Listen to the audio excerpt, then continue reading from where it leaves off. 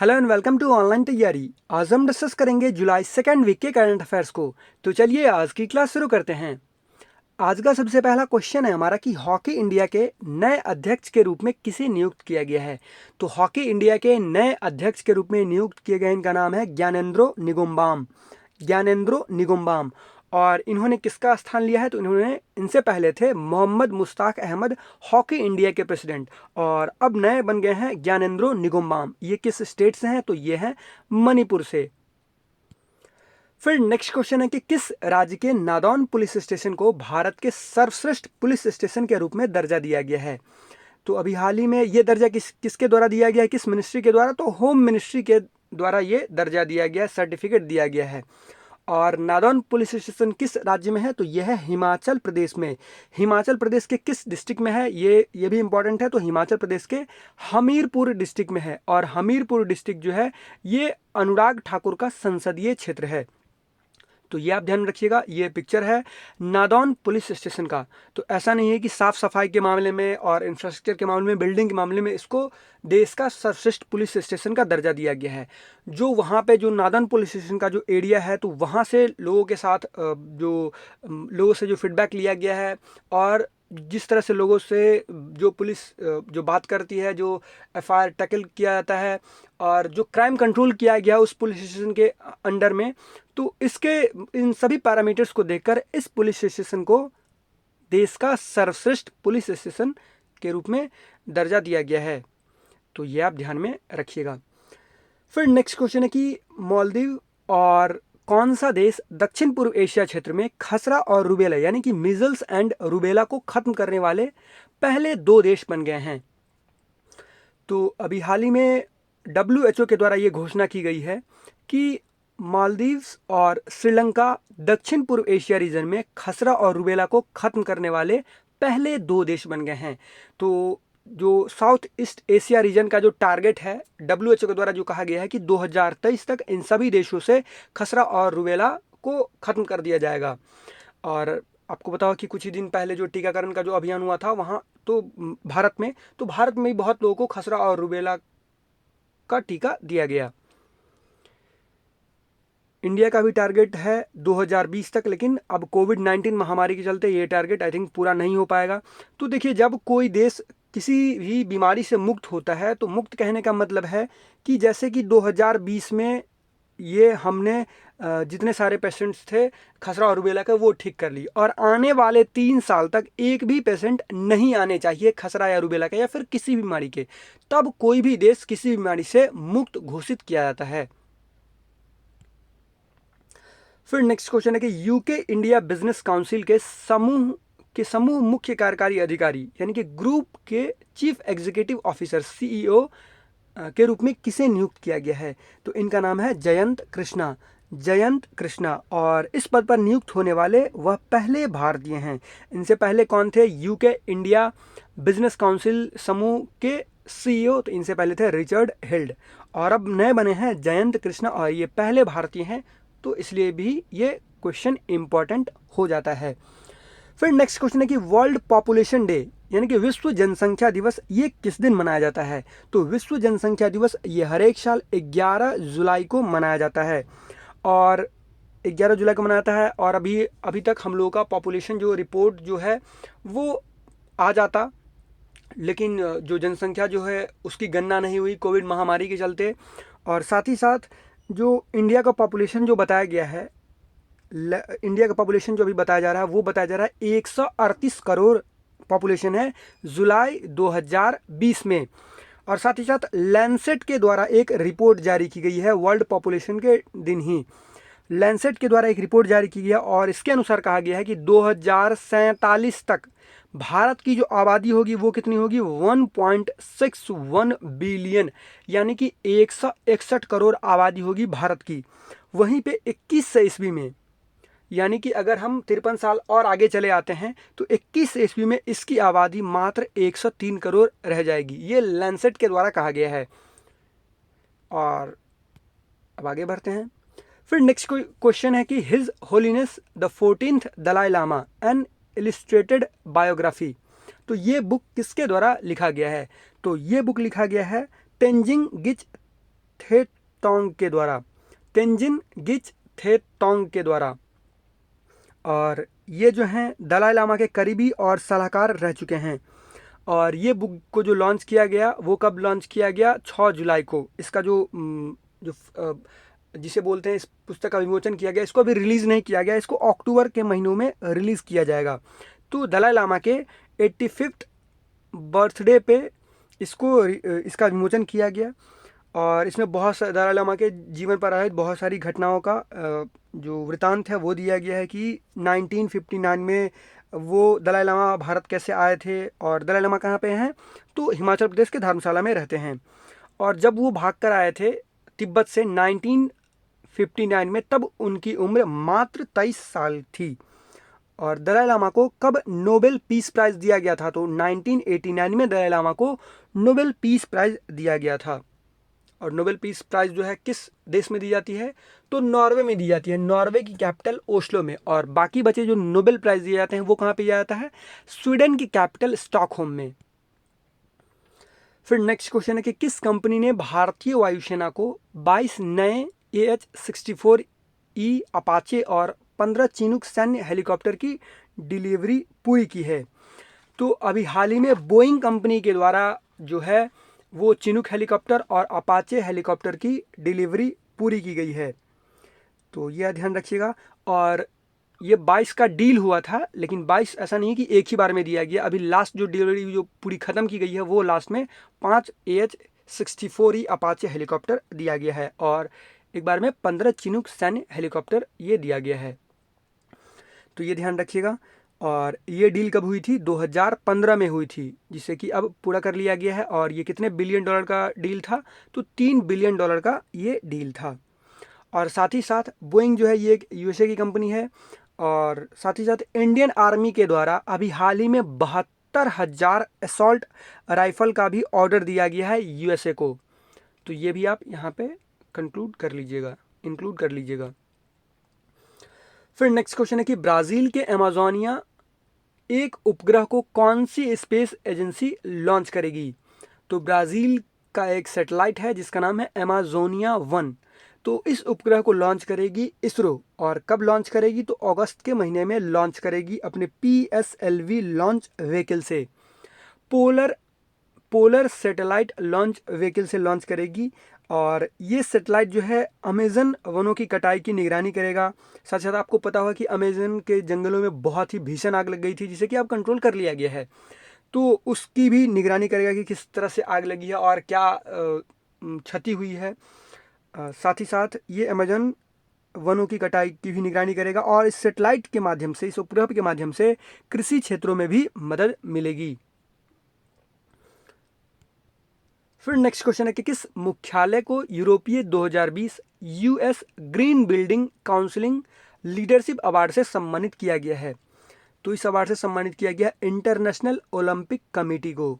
International Olympic committee का headquarter कहाँ पे है? तो लॉजेन में है। लॉजेन कहाँ पे है? तो स्विट्जरलैंड में है।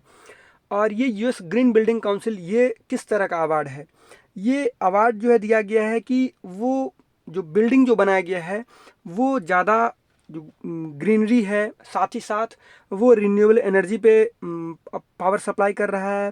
साथ ही साथ इस बिल्डिंग को जो बनाया गया है तो इसका जो पुराना जो हेडक्वार्टर था उसका 95% जो वेस्ट था उसको रिसाइकल करके इस बिल्डिंग में यूज़ किया गया है। तो आप ये समझ सकते हैं। और साथ ही साथ इस बिल्डिंग को दुनिया की सबसे मजबूत बिल्डिंग्स में से भी एक माना जा रहा है। और इस बिल्डिंग में जो पावर सप्लाई जो है ये भी रिन्यूएबल एनर्जी से प्राप्त किया जा रहा है। आप यहाँ पे देख सकते हैं, ये है इंटरनेशनल ओलंपिक कमेटी का नया बिल्डिंग। फिर नेक्स्ट क्वेश्चन है कि what is the theme of India global week 2020? तो इंडिया ग्लोबल वीक 2020 का विषय क्या था? तो इसका विषय था #be the revival India and a better new world. तो इंडिया ग्लोबल वीक 2020 सम्मेलन का उद्घाटन कहाँ पे किया गया? इसका उद्घाटन ब्रिटेन में किया गया वर्चुअली। और इसके उद्घाटन समारोह का जो उद्घाटन जो है इस सम्मेलन का जो उद्घाटन समारोह को किसने संबोधित किया? प्रधानमंत्री नरेंद्र मोदी ने किया। फिर नेक्स्ट क्वेश्चन है कि किस तितली को भारत का सबसे बड़ा तितली का तमगा दिया गया है। तो अभी हाल ही में गोल्डन बर्ड विंग, जो कि एक हिमालयी तितली है, हिमालय क्षेत्रों में पाई जाती है, तो इस तितली को भारत का सबसे बड़ा तितली होने का दर्जा दिया गया है। इस तितली की जो विंग स्पैन जो है वो कितनी है, 194। इससे पहले जो है जो सबसे बड़ी तितली मानी जाती थी, बटरफ्लाई मानी जाती थी भारत की, वो कौन थी, साउदर्न बर्ड विंग, और जिसकी जो विंग स्पैन जो हुआ करती थी वो कितनी थी, 190। तो ये हम बात कर रहे हैं गोल्डन बर्ड विंग के बारे में, और ये भारत की सबसे बड़ी तितली हो गई है, और ये फीमेल गोल्डन बर्ड विंग है। फिर नेक्स्ट क्वेश्चन है कि किस टेक दिग्गज ने, टेक जाइंट ने भारत में 75,000 करोड़ रुपए के निवेश की घोषणा की है। तो अभी हाल ही में गूगल टेक जाइंट ने भारत में $10 बिलियन या कहें तो 75,000 करोड़ रुपए के निवेश की घोषणा की है। और ये निवेश ऐसा नहीं है कि एक ही बार में कर दिया जाएगा। किसी भी देश के द्वारा जब घोषणा किया था, $1 बिलियन हो या फिर $10 बिलियन हो या फिर $100 बिलियन हो, तो ऐसा नहीं है कि एक ही बार में दे दिया जाता है इतना सारा पैसा और इन्वेस्ट कर दिया जाता है। ये इन्वेस्टमेंट जो है भारत को डिजिटल इकोनॉमी बनाने में मदद करेगा, और ये इन्वेस्टमेंट 5 से 7 सालों में किया जाएगा गूगल के द्वारा इंडिया में। गूगल के सीईओ कौन है, तो सुंदर पिच्चई। फिर नेक्स्ट क्वेश्चन है कि तुर्कमेनिस्तान में भारत के अगले राजदूत के रूप में किसे नियुक्त किया गया है। तो तुर्कमेनिस्तान में भारत के अगले राजदूत के रूप में नियुक्त किए गए, इनका नाम है doctor Vidhu P Nair, doctor Vidhu P Nair. और तुर्कमेनिस्तान की कैपिटल है अश्कबाद, अश्कबाद। फिर नेक्स्ट क्वेश्चन है कि एडीबी के वाइस प्रेसिडेंट यानी उपाध्यक्ष के रूप में किसे नियुक्त किया गया है। तो एडीबी कहने का मतलब है एशियन डेवलपमेंट बैंक। तो एशियन डेवलपमेंट बैंक के वाइस प्रेसिडेंट नियुक्त किए गए हैं, इनका नाम है अशोक लवासा, अशोक लवासा। और अशोक लवासा क्या है, तो ये अभी प्रेजेंट टाइम पे, जब मैं ये वीडियो रिकॉर्ड कर रहा हूँ 17 जुलाई को, तो अभी प्रेजेंट टाइम पे ये क्या है, तो ये इलेक्शन कमिश्नर हैं। भारत में जो निर्वाचन आयोग है उसमें एक इलेक्शन कमिश्नर होता है, एक चीफ इलेक्शन कमिश्नर होता है और 2 इलेक्शन कमिश्नर होते हैं। तो उसी में से एक अशोक लवासा हैं election commissioner. Chief election commissioner कौन है भारत के, तो सुनील अरोरा, और सुशील चंद्रा और अशोक लवासा जो हैं ये इलेक्शन कमिश्नर हैं। तो अशोक लवासा जी को एडीबी का वाइस प्रेसिडेंट नियुक्त किया गया है, और इन्होंने किसका स्थान लिया है, तो दिवाकर गुप्ता इनसे पहले थे एडीबी के वाइस प्रेसिडेंट, और अब अशोक लवासा होंगे वाइस प्रेसिडेंट। तो वहीं पे बात कर लेते हैं हम, एडीबी का हेडक्वार्टर कहाँ पे है। तो एशियन डेवलपमेंट बैंक का हेडक्वार्टर है मनीला में, जो कि फिलीपींस की कैपिटल है। और साथ ही साथ एडीबी के जो प्रेसिडेंट हैं, जो अध्यक्ष हैं, वो कौन है, तो इनका एडीबी के प्रेसिडेंट हैं मात्सुगु अस्कावा, मात्सुगु अस्कावा। और विरोधी पार्टी के द्वारा ये भी बताया जा रहा है कि अशोक लवासा को जानबूझकर हटा दिया गया, क्योंकि ये अप्रैल 2021 में जो है ये चीफ इलेक्शन कमिश्नर बनते सुनील अरोरा के बाद, लेकिन इन्हें ये हटा दिया गया क्योंकि ये जब भी कुछ गड़बड़ियाँ होती है, आचार संहिता का उल्लंघन होता है, तो इनके द्वारा आवाज़ उठा दिया जाता है, और जो अभी जो रूलिंग पार्टी है वो नहीं चाहती कि हमारे तरफ कोई उंगली भी उठाए। तो ये विरोधी पार्टी का कहना है कि विरोधी पार्टी कह रही है कि अशोक लवासा जी को इसीलिए इस पद से हटा दिया गया है, क्योंकि वो आने वाले अप्रैल 2021 में वो चीफ इलेक्शन कमिश्नर न बन जाए। फिर नेक्स्ट क्वेश्चन है कि किस देश ने सफलतापूर्वक एपस्टार 6D दूर संचार उपग्रह यानी कि टेली कम्युनिकेशन सैटेलाइट को लॉन्च किया है। तो अभी हाल ही में चाइना ने लॉन्ग मार्च 3B रॉकेट से टेलीकम्युनिकेशन सैटेलाइट एपस्टार 6D को लॉन्च किया है। और अभी हाल ही में एक रॉकेट और लॉन्च किया गया चाइना के द्वारा ही, कुझाओ 11, जो कि इस रॉकेट का जो परीक्षण जो है वो असफल रहा। तो ये भी आप याद रखने के लिए रख सकते हैं। फिर नेक्स्ट क्वेश्चन है कि बांग्लादेश में भारत के नए उच्चायुक्त के रूप में किसे नियुक्त किया गया है। तो बांग्लादेश में भारत के उच्चायुक्त के रूप में नियुक्त किए गए, इनका नाम है विक्रम दोराई स्वामी, विक्रम दोराई स्वामी। और इन्होंने किसका स्थान लिया है, तो रीवा गोंगली दास का स्थान लिया है विक्रम दोराई स्वामी ने। और वहीं पे अगर हम बात करें कि भारत में बांग्लादेश के उच्चायुक्त कौन हैं, यानी कि high commissioner of Bangladesh to India कौन नियुक्त हैं अभी प्रेजेंट टाइम में? तो इनका नाम है मोहम्मद इमरान, मोहम्मद इमरान। फिर नेक्स्ट क्वेश्चन है, और ये क्वेश्चन भी एम्बेसडर से है। तो एम्बेसडर, और अभी आपने पीछे के क्वेश्चन में देखा हाई कमिश्नर, तो मैं बहुत बार बता चुका हूँ कि हाई कमिश्नर हम तभी किसी कंट्री के डिप्लोमेट्स को बोलते हैं, तब बोलते हैं जब वो कंट्री कभी न कभी ब्रिटेन का गुलाम रह चुका हो, या फिर ब्रिटेन के अंडर काम कर चुका हो, और या फिर कहें तो कॉमनवेल्थ जितने सारे गेम्स हैं, तो हमारे देश से अगर दूसरे कॉमनवेल्थ में कोई डिप्लोमेट जाता है तो हम उसे बोलते हैं हाई कमिश्नर। जैसे कि बांग्लादेश में जाए, या फिर पाकिस्तान में जाए, ऑस्ट्रेलिया में जाए, तो इसे हम बोलते हैं हाई कमिश्नर। और वहीं पे जैसे फ्रांस में जाए, और जैसे अफ़गानिस्तान है, रशिया है, तो हम उसे बोलेंगे एम्बेसडर। तो अफगानिस्तान में भारत के नए एम्बेसडर के रूप में किसे नियुक्त किया गया है? इनका नाम है रुद्रेंद्र टंडन, रुद्रेंद्र टंडन। और इन्होंने किसका स्थान लिया है? विनय कुमार का स्थान लिया है। फिर नेक्स्ट क्वेश्चन है कि सैयद इश्तियाक अहमद जाफरी का हाल ही में निधन हो गया, वह किस क्षेत्र से संबंधित थे? तो सैयद इश्तियाक अहमद जाफरी को बेटर किस नाम से जाना जाता था? जो इनका जो स्टेज नेम था वो था जगदीप, और इन्होंने शोले फिल्म में सूरमा भोपाली का रोल किया था। तो अब बहुत लोग जान गए होंगे, इनका संबंध जो है एक्टिंग से था, और ये एक एक्टर थे जिनका के निधन हो गया। फिर नेक्स्ट क्वेश्चन है कि किस मंत्रालय ने असीम पोर्टल को लॉन्च किया है? तो ये क्वेश्चन लेने का ये मकसद था कि बहुत बार पूछ लिया जाता है फुल फॉर्म, कि ये जो सरकार के द्वारा स्कीम चला गया है इसका पूरा फुल फॉर्म क्या है। तो असीम का आप फुल फॉर्म ध्यान में रखिए, आत्मनिर्भर स्किल्ड एम्प्लॉयर मैपिंग। यानी कि ये एक पोर्टल है जिसके तहत आत्मनिर्भर कुशल युवाओं को या फिर बेरोजगारों को कहें, जो बेरोजगार हैं, तो ऐसा नहीं है कि जो बेरोजगार हैं वो कुशल नहीं है, स्किल्ड नहीं है, तो उनको रोजगार मुहैया कराने में इस पोर्टल की सहायता ली जाएगी। और ये एक AI बेस्ड पोर्टल है। और इसे किस मंत्रालय के द्वारा लॉन्च किया गया, ये क्वेश्चन सबसे पहले देख लेते हैं। तो इसे MSDE के द्वारा, यानी कि कौशल मंत्रालय के द्वारा, ministry of skill development and entrepreneurship के द्वारा ये पोर्टल लॉन्च किया गया है। और इसका उद्देश्य रोजगार क्षेत्रों में स्किल्ड पीपल को नौकरी तलाशने में मदद करना है।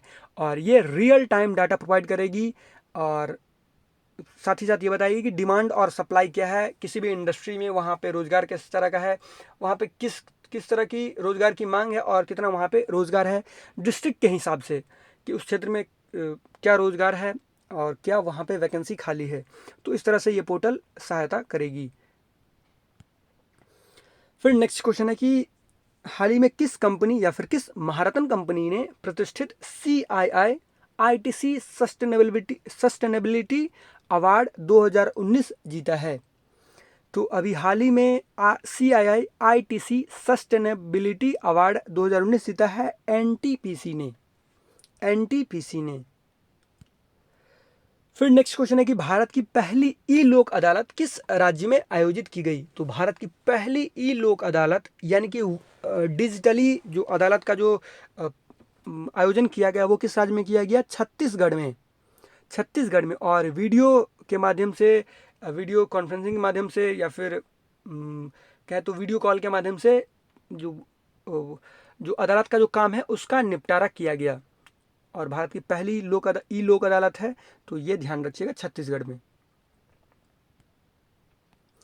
फिर नेक्स्ट क्या है कि पोलैंड के राष्ट्रपति कौन बने हैं? तो पोलैंड के राष्ट्रपति पहले कौन थे? एंड्रेज डूडा, और अभी भी एंड्रेज डूडा ही बने हैं। और वैसे विपक्षी पार्टी के द्वारा जो है इसका विरोध किया जा रहा है कि कुछ न कुछ धांधली की गई है पोलैंड के राष्ट्रपति के चुनाव में, लेकिन अब देखिए क्या होता है। और साथ ही साथ अभी हाल ही में सिंगापुर के जो PM थे, जिनका नाम है ली सियन लुंग, तो फिर से सिंगापुर के PM वही बने हैं, ली सियन लुंग। तो ये भी आप ध्यान में रखिएगा। फिर नेक्स्ट है कि मलाला डे, ये किस दिन मनाया गया? तो मलाला डे ये हर एक साल मनाया जाता है, कब? 12 जुलाई को। और मलाला यूसुफजई के लिए मनाया जाता है मलाला डे, क्योंकि मलाला यूसुफजई ने महिलाओं और बच्चों के अधिकारों के लिए जो काम किया, जो उन्होंने मेहनत की, उसको सम्मान करने के लिए ये मलाला डे मनाया जाता है 12 जुलाई को। फिर नेक्स्ट क्वेश्चन है कि who is the author of the book a song of India. तो इस सॉन्ग ऑफ इंडिया पुस्तक के लेखक कौन हैं? तो ये पुस्तक लिखी गई है रस्किन बॉन्ड के द्वारा। रस्किन बॉन्ड के द्वारा, ये एक इंडियन ऑथर हैं, ये ध्यान में रखिएगा। फिर एक इफ़ इट ब्लिड्स, इफ़ इट ब्लिड्स, ये पुस्तक लिखी गई है स्टीफन किंग के द्वारा। तो इनके बुक पर जो है बहुत सारी मूवी भी बनाई जाती है, तो ये भी आप ध्यान में रखिएगा। फिर नेक्स्ट क्वेश्चन है कि 2020 वॉन करमन पुरस्कार के प्राप्तकर्ता के रूप में किसे नामित किया गया है, या फिर 2020 वॉन करमन पुरस्कार से किसे सम्मानित किया जाएगा? तो ये सम्मानित किए जाएंगे इसरो के चीफ के सिवन। और ये अवार्ड जो है किसके द्वारा दिया जाएगा? इंटरनेशनल एकेडमी ऑफ एस्ट्रोनॉटिक्स के द्वारा दिया जाएगा। और कब दिया जाएगा? मार्च 2021 में दिया जाएगा। कहाँ पे? तो फ्रांस की कैपिटल पेरिस में। और जी सतीश रेड्डी जो है डीआरडीओ के चीफ हैं। फिर नेक्स्ट क्वेश्चन है कि मोहन बागान लाइफ टाइम अचीवमेंट पुरस्कार से किसे सम्मानित किया जाएगा? तो मोहन बागान लाइफ टाइम अचीवमेंट पुरस्कार से सम्मानित किया जाएगा, इनका नाम है अशोक कुमार। अशोक कुमार। और अशोक कुमार जो हैं ये लीजेंड ध्यानचंद जी के बेटे हैं। तो ये हॉकी से हैं, अब तो पता चल गया होगा। और साथ ही साथ मोहन बागान रत्न अवार्ड किसे दिया जाएगा? तो गुरुबख्श सिंह और पलाश नंदी। यानी कि अगर ये क्वेश्चन रहता कि मोहन बागान रत्न अवार्ड से किसे सम्मानित किया जाएगा, तो इसका आंसर होता बोथ ए एंड बी, लेकिन यहाँ पे है लाइफ टाइम अचीवमेंट अवार्ड, तो ये दिया जाएगा अशोक कुमार जी को। तो चलिए 2-3 न्यूज़ है उसको डिस्कस कर लेते हैं। तो सबसे पहला न्यूज़ है कि India moves upper rank become second largest foreign investor in UK. यानी कि यूके में भारत जो है दूसरा सबसे बड़ा एफडीआई इन्वेस्टर बन गया है। अगर दूसरे नंबर पे आ गया है, तो पहले नंबर पे कौन है जिसने यूके में सबसे ज़्यादा इन्वेस्ट किया? फॉरेन डायरेक्ट इन्वेस्टमेंट यूके में सबसे ज़्यादा किस देश से आया? तो ये देश है यूएस। और यूएस ने यूके में, यानी कि ब्रिटेन में, ब्रिटेन और यूके अलग अलग है, तो ये ध्यान रखिएगा। यूके में 4 देश आते हैं, ब्रिटेन में 3 देश। बहुत बार मैं ये बता चुका हूँ। और यूएस में जो यूएस ने जो है 462 प्रोजेक्ट में इन्वेस्ट किया। साथ ही साथ इसके अंतर्गत 20,131 जॉब्स भी क्रिएट किए गए। साथ ही साथ दूसरे नंबर में जो एफडीआई जो दिया गया यूके में, वो इंडिया के द्वारा दिया गया। और इंडिया ने 120 प्रोजेक्ट में, यूके के 120 प्रोजेक्ट में इन्वेस्ट किया। और इससे कितने जॉब्स क्रिएट हुए? तो 5,429 जॉब्स क्रिएट किए गए। तो यह वीडियो का अंत। आई होप आपको ये वीडियो अच्छा लगा हो, और अगर आपको ये वीडियो अच्छा लगा हो तो प्लीज़ वीडियो को लाइक कीजिएगा, इस वीडियो को शेयर कीजिएगा, और हमारे चैनल ऑनलाइन तैयारी को सब्सक्राइब कीजिएगा, जिससे आपको हमारी आने वाली वीडियो मिलती रहे। धन्यवाद।